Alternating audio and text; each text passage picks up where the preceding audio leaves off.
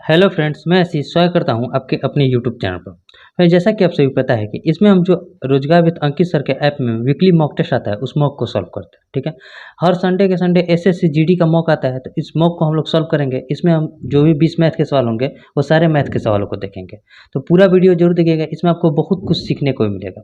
एक बात आपको फिर से बता दें कि अंकित सर का जो न्यू बुक आया है, जो कि आपको दिख रहा है, ये एसएससी जीडी का न्यू बुक है मैथ का।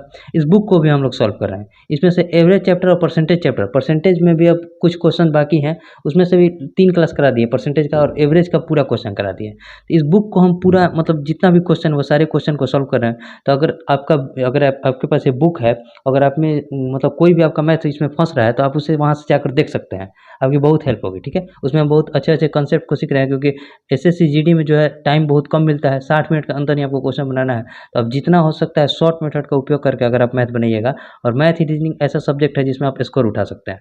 तो इसको पूरा आप कंप्लीट कीजिए, क्योंकि आपका एग्जाम डेट भी दे चुका है, फरवरी और मार्च में आपका एग्जाम है। तो आप उसके ध्यान में रखते हुए तैयारी में लग जाइए। ठीक है, इसमें देखिए हम क्या करेंगे, ये एसएससी और हाँ प्रीवियस ईयर के जो अंकित एसएससी जीडी का जो प्रीवियस ईयर का क्वेश्चन है वो भी हम करा रहे हैं। वो शायद रात को अपलोड करेंगे, मतलब मंडे टू सैटरडे वो सब चलेगा, और संडे को जो वीकली मौका आता है वो सॉल्व करेंगे। एसएससी जीडी के बाद हम दिल्ली पुलिस का भी सॉल्व करेंगे, तो उसे भी आप जरूर देखिएगा। ठीक है, इसमें देखिए हम क्या करेंगे। देखिए 29 अक्टूबर का जो मॉक आया है, इस मॉक को सॉल्व करेंगे। इससे पहले जितना भी मॉक था उसे भी सॉल्व करा दिए हैं। अगर आप नए हैं तो आपको बता दें, इसका प्लेलिस्ट भी बना हुआ है। आपको अगर पीछे के भी कोई क्वेश्चन में दिक्कत होगा तो आप वहाँ से जाकर देख सकते हैं। ठीक है, इसमें जो हम क्या करेंगे, 29 अक्टूबर के जो 80 क्वेश्चन रहते हैं, इसमें देखिए 4 सेक्शन हम चूज कर लेते हैं। इस 4 सेक्शन में 80 क्वेश्चन रहेंगे, 20 मैथ के, 20 रीजनिंग के, 20 जीके के और 20 हिंदी या फिर इंग्लिश, कोई जो आप चूज करते हैं वो रहेगा। ठीक है, तो इसमें देखिए जो 20 मैथ के सवाल होंगे वो सारे मैथ के सवालों को देखेंगे। ठीक है, अच्छे कंसेप्ट के साथ देखेंगे। और इसके बाद हम दिल्ली पुलिस कांस्टेबल को भी सॉल्व करेंगे, तो उसे भी आप जरूर देखिएगा। एक बार फिर से आपको बता दें कि हम उस बुक को भी सॉल्व कर रहे हैं, तो आप उसे भी जरूर देखिएगा, उससे आपको काफ़ी मदद मिलेगी। ठीक, अब टेस्ट करते हैं। Start test quantitative aptitude, math के सेक्शन को हमने चुन लिया। अब ये जो फर्स्ट क्वेश्चन है हमारा, फर्स्ट क्वेश्चन से हम लोग देखते हैं कैसा कैसा क्वेश्चन है और किस प्रकार इसे सॉल्व करना है। क्वेश्चन है कि एक व्यक्ति गंतव्य तक पहुंचने के लिए 4 अलग अलग रास्तों से साइकिल चलाता है। इस पूरी यात्रा के दौरान औसत गति हमें बताना है। तो देखिए औसत गति जो होता है, पहले इसको सीखिए।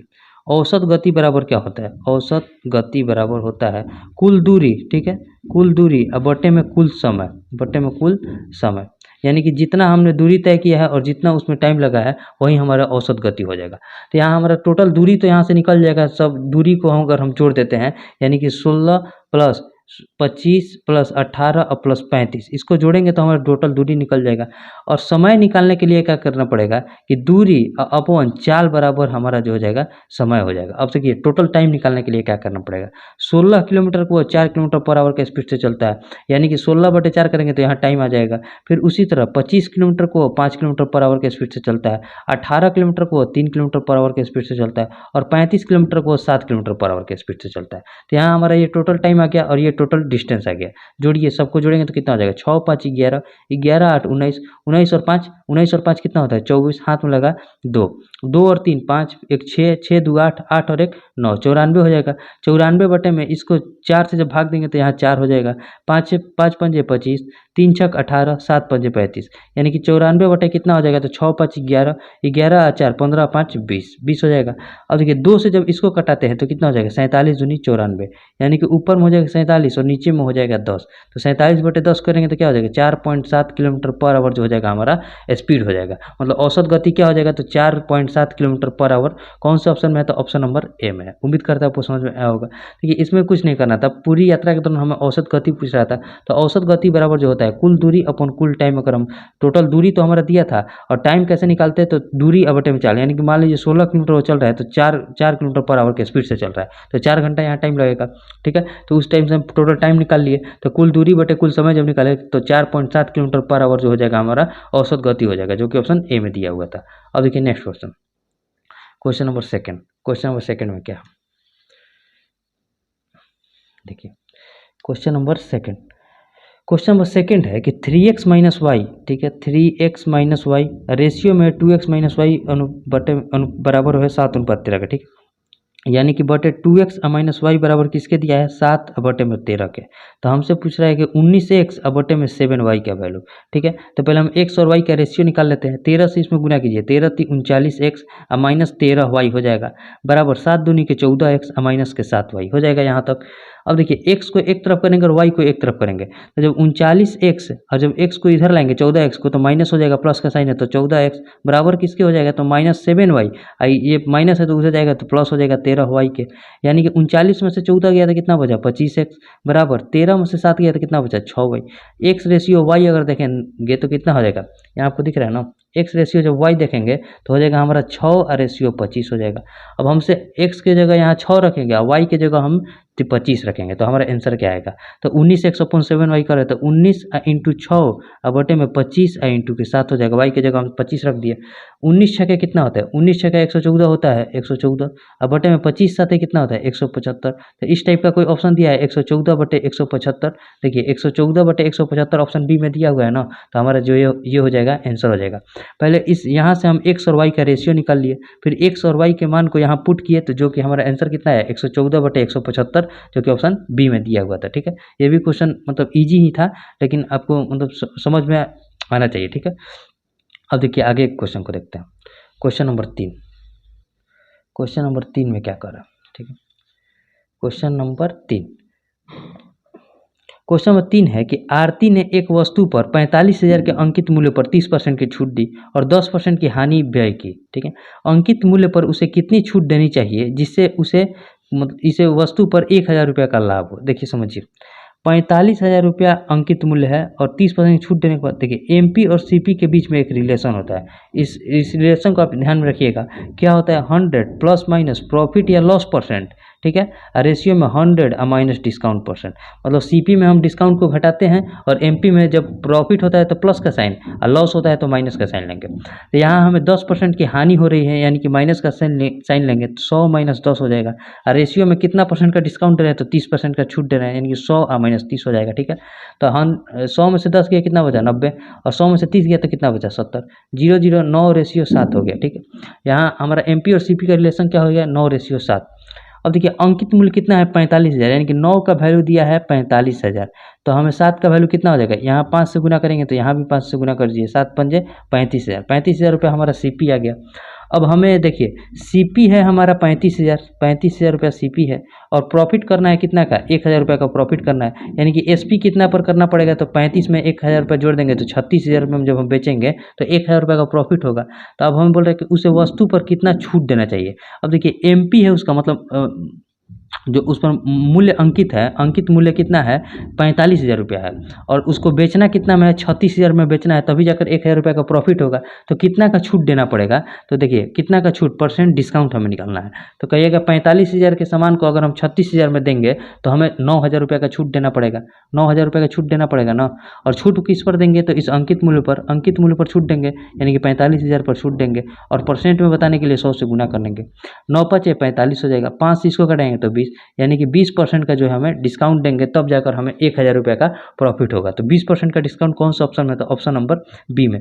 एक बार फिर से आपको हम बताए थे, इस आप रिलेशन को पूरा ध्यान में रखिएगा। चाहे अगर आप दिल्ली पुलिस की तैयारी कर रहे हो या किसी भी कंपटीशन जीडी दिल्ली पुलिस किसी में भी, इस रिलेशन से एक क्वेश्चन आपके एग्जाम में पक्का देखने को मिलेगा, एमपी और सीपी के बीच में रिलेशन। ठीक है, एमपी और सीपी के बीच रिलेशन क्या होता है 100 प्लस माइनस प्रॉफिट या लॉस परसेंट, अनुपात में होता है 100 माइनस डिस्काउंट परसेंट। जब यहाँ से आप निकाले तो हम पहले सीपी का वैल्यू निकाल लिए। अब हमें प्रॉफिट 1,000 रुपया चाहिए था तो एसपी हमें 36,000 में करना था। 45,000 के सामान को हम 36,000 में बेचेंगे तो 9,000 का डिस्काउंट करेंगे, कितना पर 45,000 पर और गुना 100, तो कितना 20% का हमें डिस्काउंट करना पड़ेगा। ठीक है, अब हमारा क्वेश्चन नंबर 3 भी बन गया। अब क्वेश्चन नंबर 4 को देखते हैं। ये हमारा क्वेश्चन नंबर 4 है, इसे सीखते हैं। क्वेश्चन नंबर 4 में क्या कर रहा है, एक मिनट।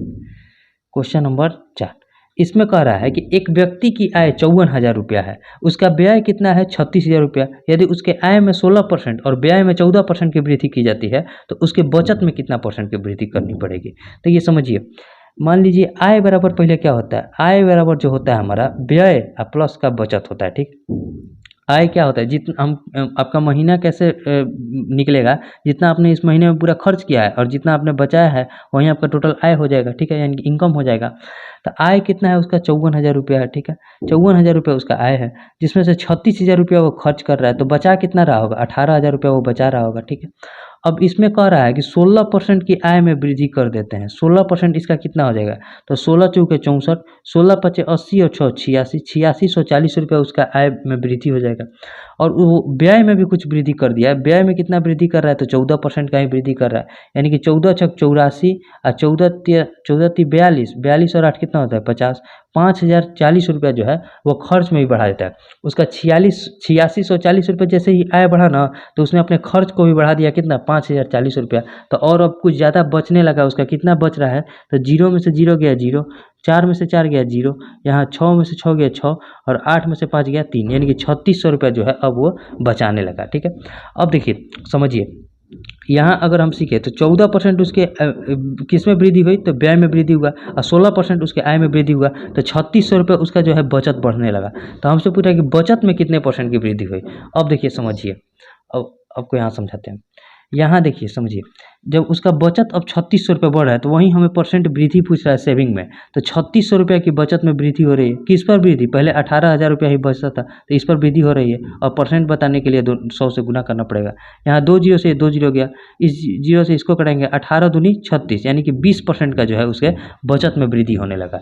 20% का कौन सा ऑप्शन में है, तो ऑप्शन नंबर सी में। इस क्वेश्चन में देखिए क्या था, आय बराबर जो था व्यय प्लस बचत के होता है, तो 54,000 रुपये उसका आय था, 36,000 रुपये खर्च कर रहा था, तो 18,000 रुपये बचा रहा था, ठीक है।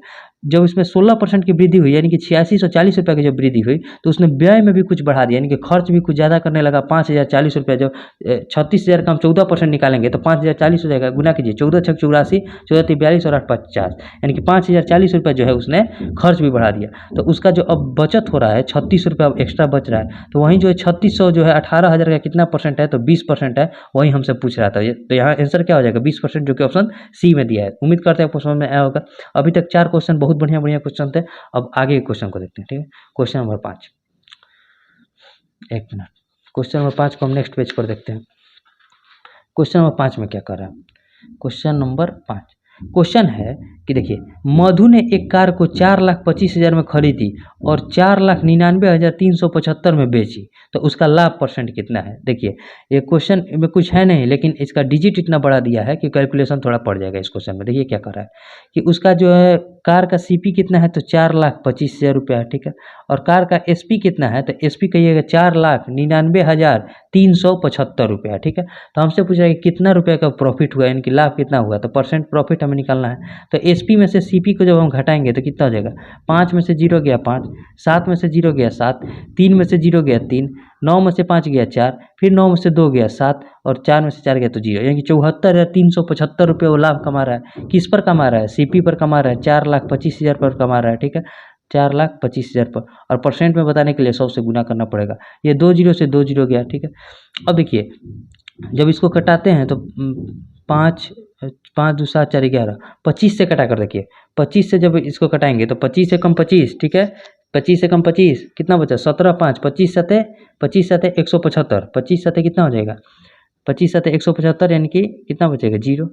25 से जब इसको कटाएंगे तो 25 से कम 25, ठीक है, यहाँ हाथ में लगा 17 5, 25 सते 170 हो गया, फिर इसे 25 से कटाते हैं, 25 दूनी 50, ठीक है, 25 दूनी 50, 24 3, 243 बचा, 25 9 225, 25 9 जब 225 हो गया तो यहाँ क्या बचेगा, तो कहिएगा 18, 18 बचेगा, 18 7, 25 सते 175, 12 5, 25 बचे 125, यहाँ तक ठीक है।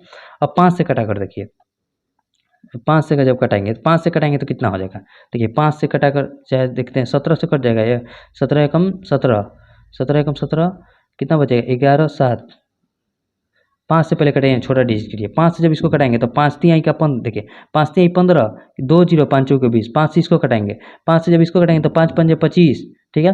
5 पंजे 25, 4 7, 5 9 45, 5 पंजे 25।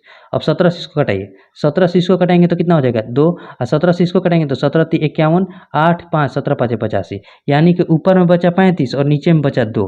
जब इसको हम भाग देंगे तो हमें पॉइंट में लाना है, तो कितना हो जाएगा 17 दूनी 34, 17.5% का जो है वो लाभ कमा रहा है, 17.5% का जो है प्रॉफिट कमा रहा है। तो 17.5% कौन से ऑप्शन में था, ऑप्शन नंबर ए में।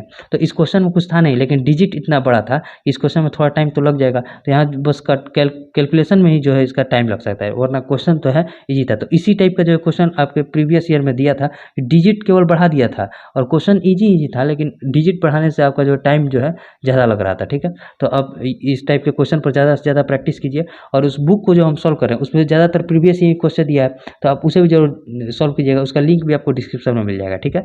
अब देखिए next question, question number 6।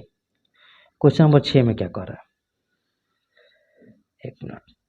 Question number 6 है कि एक लंबवृत्तीय बेलन का व्यास 28 सेंटीमीटर और ऊंचाई 5 सेंटीमीटर है, इसके वक्र पृष्ठ क्षेत्रफल और संपूर्ण पृष्ठ क्षेत्रफल का योग कितना है। पहले देखिए, बेलन का जो वक्र पृष्ठ क्षेत्रफल होता है वो होता है 2πr/h, ठीक है, और बेलन का संपूर्ण पृष्ठ क्षेत्रफल होता है 2πr × r+h। ये होता है संपूर्ण और ये होता है वक्र, ठीक है।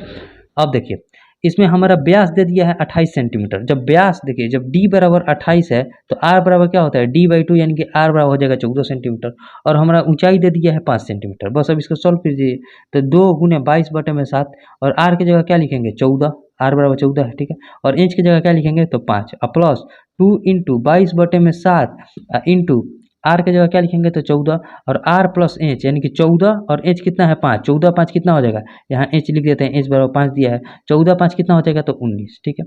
अब इसे सॉल्व कीजिए, 7 से इसको कटा दिए तो 2, 22 दूनी 44, 10, 44 दहिया कितना होता है 440, इसको सॉल्व किए तो 440।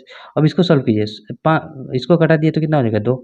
अब देखिए 22 दूनी 44, 22 दूनी 44, 44 दूनी 88, 44 दूनी कितना हो जाएगा, देखिए 22 दूनी 44, 44 दूनी 88, 88 × 19 करना है, 88 × 19।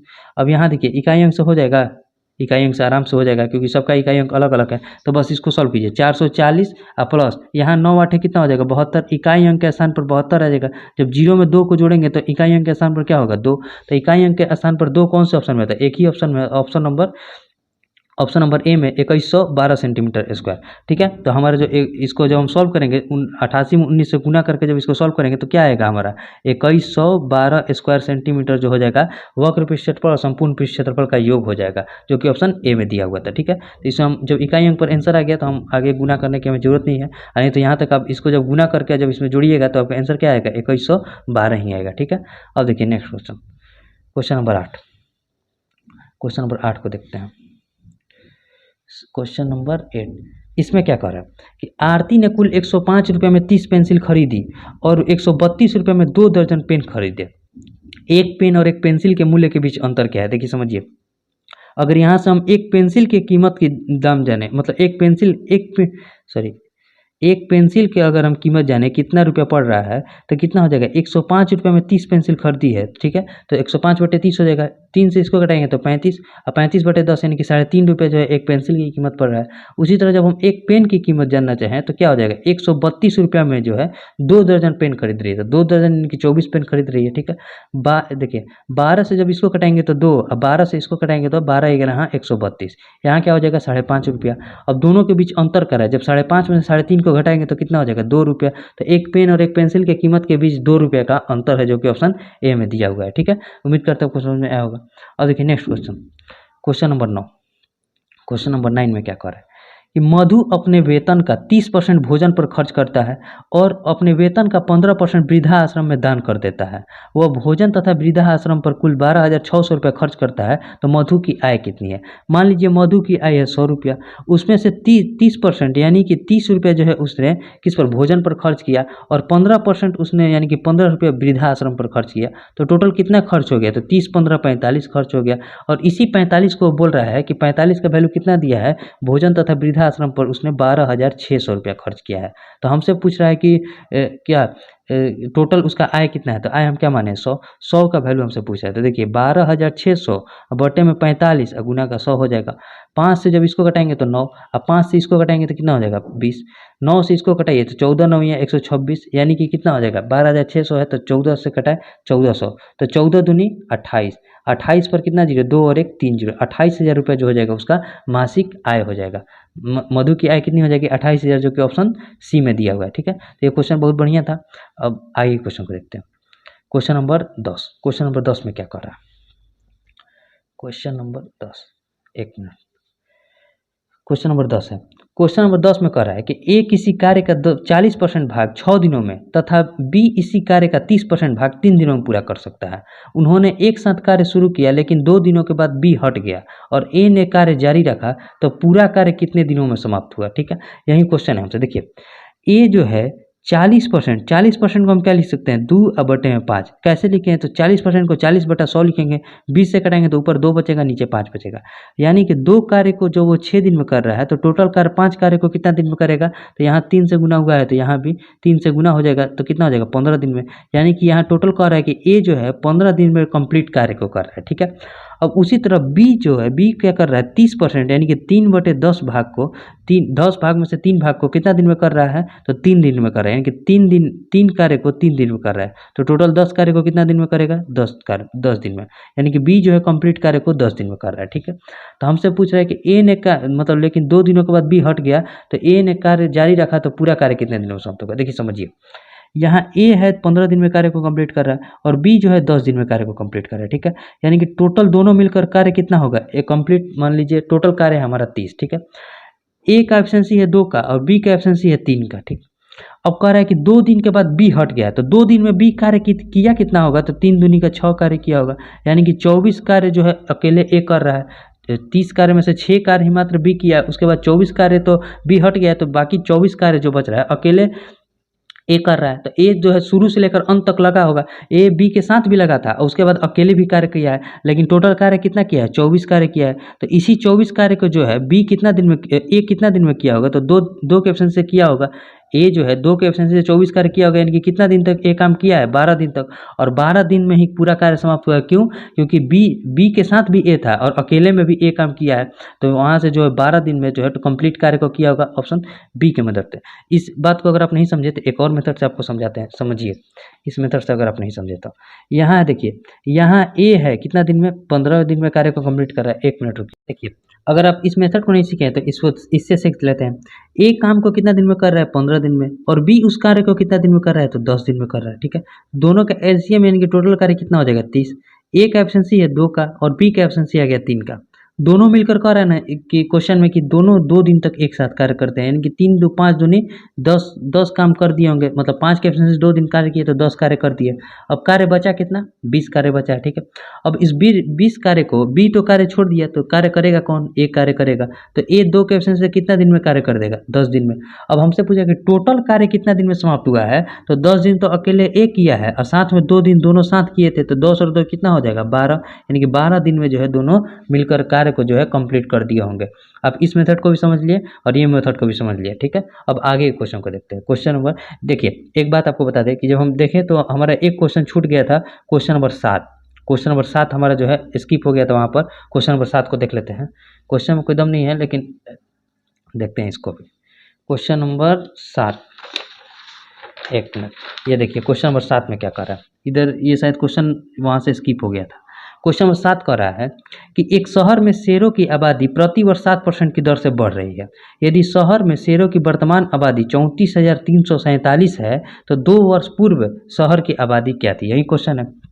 2 वर्ष पूर्व मान लीजिए शहर की आबादी थी x, ठीक है, सॉरी शेरों की आबादी थी x, हर वर्ष 7% की दर से बढ़ रही है, तो अगली वर्ष कितना 107 हो गई होगी, 100 था तो 107 हो गई होगी, उसके बाद 107%, 7% की वृद्धि नहीं की, 107/100, तो कितना वर्तमान में हो गया है 34,347। ठीक है, अब इसे देखिए, इसे डिवाइड करके देखते हैं कट रहा है कि नहीं, तो सिंपल डिवाइड करते हैं 107 से 343 और 47 करते हैं। ठीक है, 343 है 107 दिया कितना होता है 321 होता है ना। ठीक है, 3 में से 1 गया 2, 4 में से 2 गया 2 कट गया, यहाँ बचा 4, 107 दूनी 214, 107 दूनी कितना होता है 214, यहाँ क्या बचा 10, और एक 7 बचा तो 7 को उतार दीजिए, 107 एकम 107, यानी कि टोटल जो है 107 से जब इसको काटेंगे तो कितना मरत में कटेगा, 321 मरत में।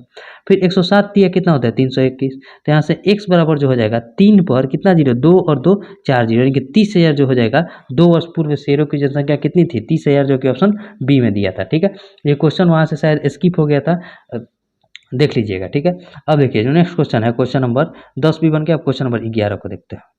क्वेश्चन नंबर 11 में क्या कर रहा है, क्वेश्चन नंबर 11, क्वेश्चन नंबर 11 है कि 7 महिलाएं एक काम को 9 दिन में पूरा कर सकती हैं, जबकि 9 बच्चे उसी काम को 14 दिन में पूरा कर सकते हैं। 5 महिलाएं और 4 बच्चे काम को कितना दिन में पूरा करेंगे, यही क्वेश्चन है।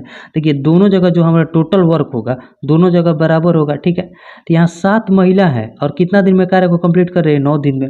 उसी तरह जब 9 बच्चे उसी काम को कर रहे हैं तो कार्य को 14 दिन में कर रहे हैं। ठीक है, तो दोनों जगह कार्य तो हमारा बराबर होगा, जितना कार्य यहाँ होगा उतना ही कार्य यहाँ भी हुआ होगा। ठीक है, 7 से इसको घटाइए 2 और 9 से इसको घटा दिए तो 9, यानी कि वुमेन बराबर कितना हो जाएगा 2 इंटू चिल्ड्रेन 2c के, तो मतलब औरत और बच्चा का जो हम रेशियो निकालेंगे तो 2 रेशियो 1 के रेशियो से हो जाएगा, यही उनका एफिशिएंसी का रेशियो हो जाएगा। ठीक है, तो अब देखिए कहीं से टोटल वर्क निकाल लेते हैं, यहाँ रखिए पुट या फिर यहाँ पुट कीजिए, दोनों जगह से सेम वैल्यू आएगा।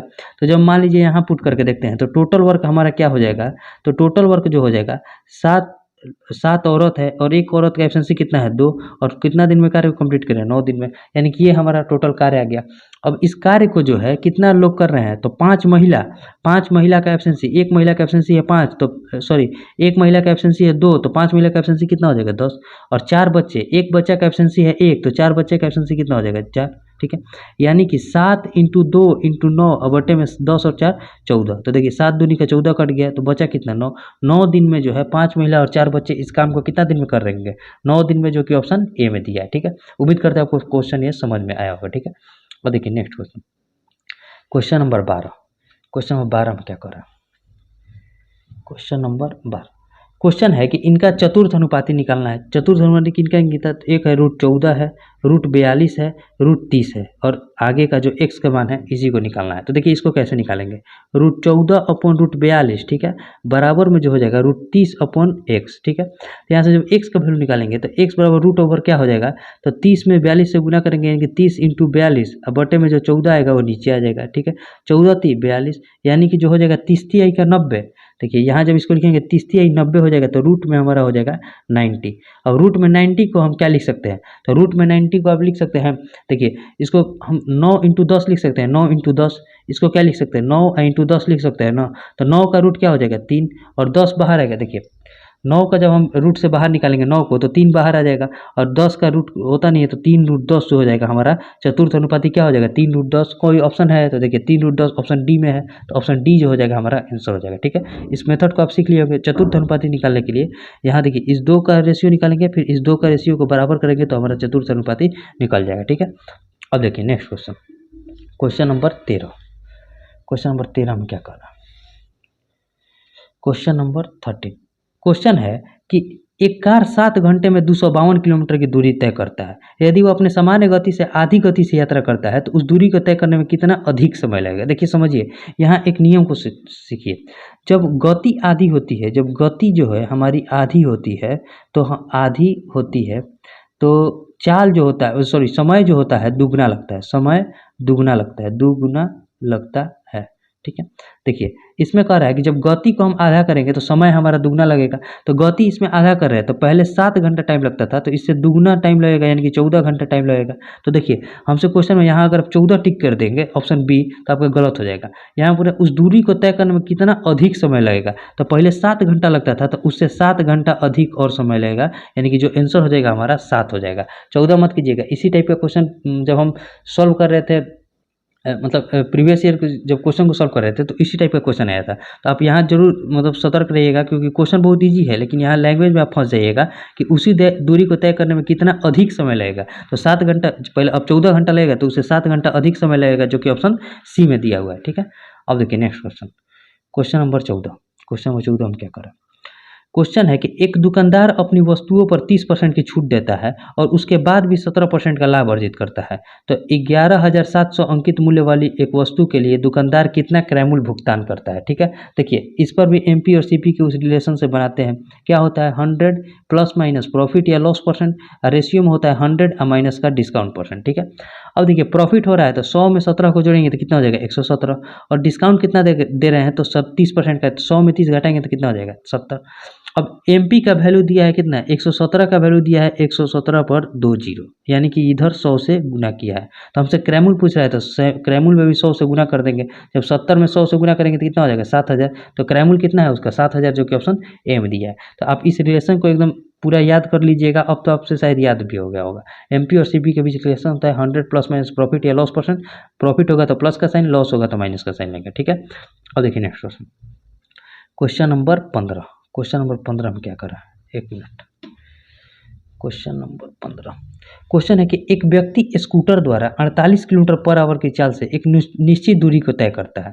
वो साइकिल चलाकर 12 किलोमीटर की पर आवर की चाल से प्रारंभिक स्थान पर लौटता है, तो पूरी यात्रा के लिए औसत चाल क्या होगा। देखिए जब हमारा दूरी सेम होता है ना, तो एवरेज स्पीड का जो फॉर्मूला होता है वो होता है 2s1s2 upon s1 plus s2। बस इससे आप निकालिए, आपसे आसानी से बन जाएगा। 2 इंटू 48 के स्पीड से गया है, 12 के स्पीड से वापस आया है, 48 और 12 को जोड़ेंगे तो कितना हो जाएगा 60, 12 पंजे 60, 48 दूनी 96, 96/5 जो हो जाएगा हमारा आंसर हो जाएगा। तो इसे हमें पॉइंट में लिखना पड़ेगा।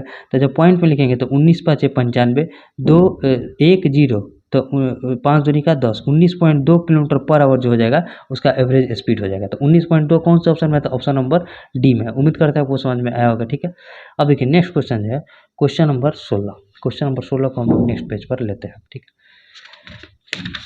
क्वेश्चन नंबर 16, इसमें क्या कर रहा है कि 5 घंटियां हैं, सुबह 6 बजे एक साथ बजती है। यह जो है 8 सेकेंड, 8 के बाद 15 सेकेंड, 15 के बाद 18, 18 के बाद 27 और 27 के बाद 36, यही 5 घंटियाँ और इसी समय के अंतराल पर बजती है। ठीक है, घंटियाँ पुनः एक साथ कब बजेंगी, तो इनका हमें एलसीएम, बस कुछ नहीं, इन सभी का एलसीएम हमसे पूछा है। जब इस टाइप का क्वेश्चन पूछे तो आपको एलसीएम निकाल देना है। तो एलसीएम निकालिए। एलसीएम निकालने का ट्रिक देखिए, इसको क्या लिखेंगे 9 इंटू 4, 9 चौके 36, 27 कटाने के लिए 9 है और 3 से गुना कर देंगे तो हमारा 27 भी कट जाएगा।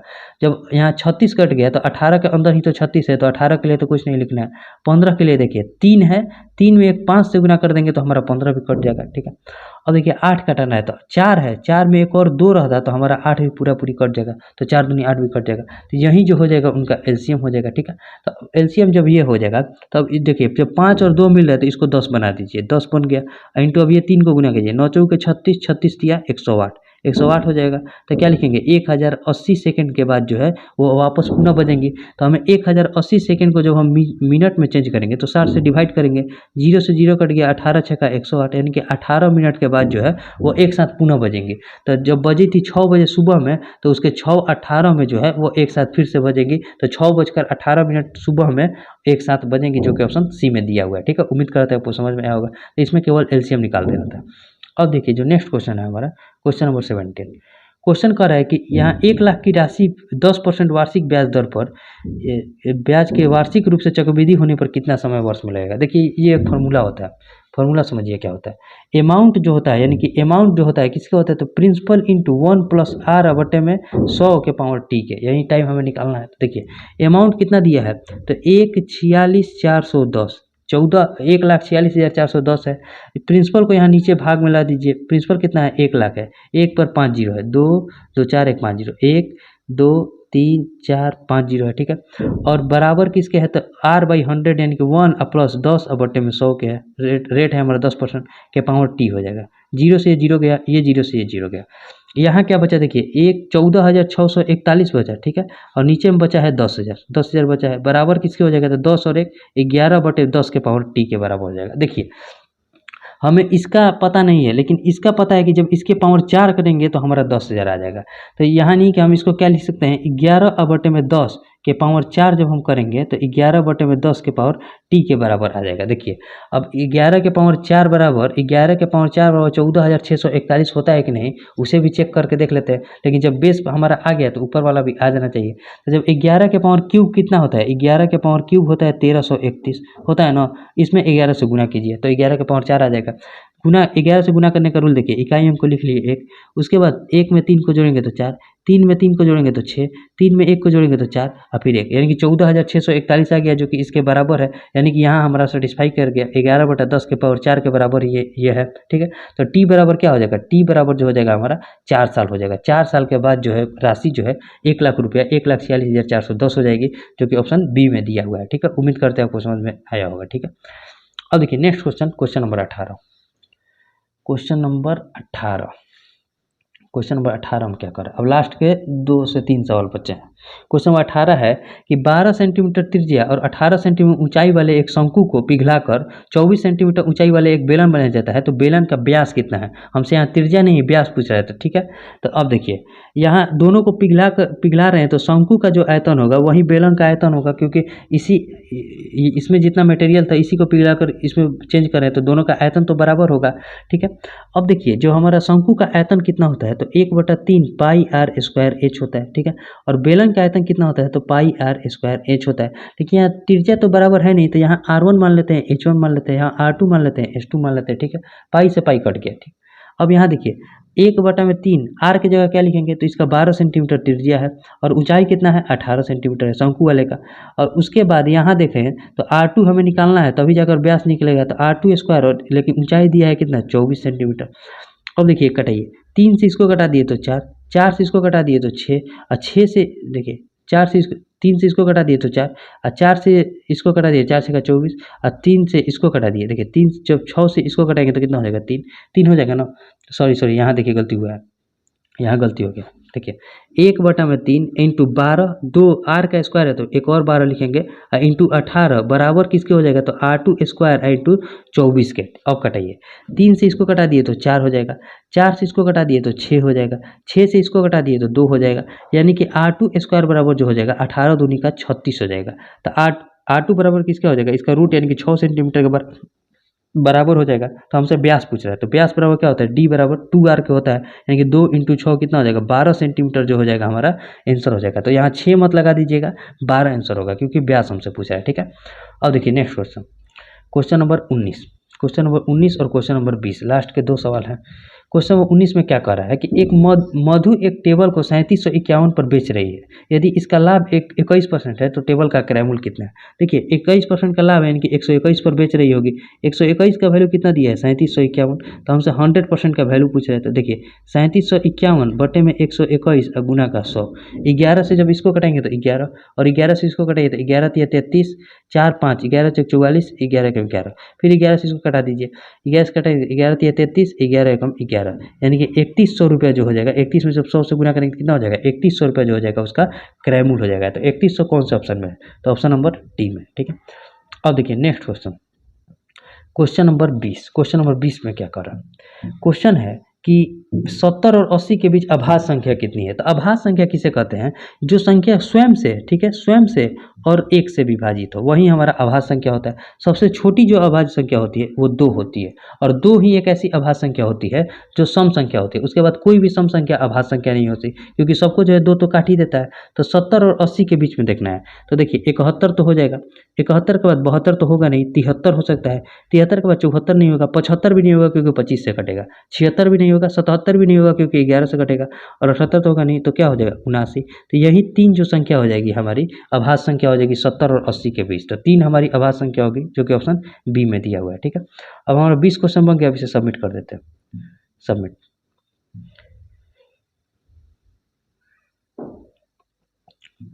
व्यू रिजल्ट देखिए 20 क्वेश्चन बना है, 20 क्वेश्चन बन गया, 20,403 लोगों ने अब तक इस टेस्ट को दे दिया है। तो आप भी इस टेस्ट को जरूर दे दीजिए। अगर किसी भी प्रश्न में डाउट रहता है तो उसे भी आप जरूर बताइएगा, हम फिर से बताने का प्रयास करेंगे, ठीक है। अब देखिए जो हम बुक सॉल्व कर रहे हैं उसे भी आप जरूर देखिएगा, और इसके बाद जो है दिल्ली पुलिस का भी आएगा, और मिलेंगे तब तक के लिए, देखिए मिलेंगे नेक्स्ट वीडियो में, तब तक के लिए जय हिंद।